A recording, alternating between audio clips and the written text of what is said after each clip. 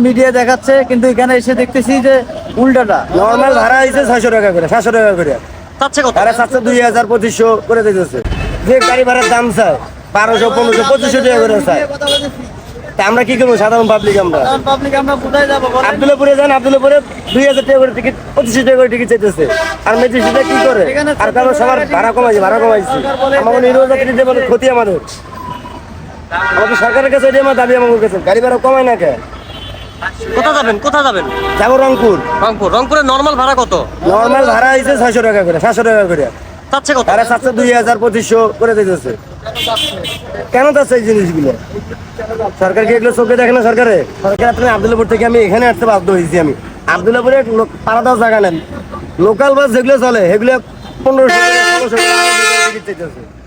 আমাদের ইয়েতে মোবাইলে লাইভে দেখায় যে সরকার রেট দিচ্ছে, ভাড়া কমাচ্ছে না কেন? ভাড়া তো নিচ্ছেন কেন? এসে কাউন্টারে যখন আমরা দেখলাম, কাউন্টারে এসে বলতেছি যে আমরা রংপুর যাব, ভাড়া কত? বলতেছে 1400 টাকা। 1400 টাকা তো ভাড়া হয় না, ঠিক আছে? ঈদের জন্য সরকার রেট দিচ্ছে বা এখানে মিডিয়া দেখাচ্ছে, কিন্তু এখানে এসে দেখতেছি যে উল্টাটা, ঠিক আছে?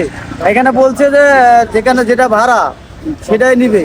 আর এখানে যারা আমরা যখন গাড়িতে কাউন্টারে গেছি, কাউন্টারে জিজ্ঞাসা করছি যে ভাই টিকিট কত, তো বলতেছে 1400 টাকা।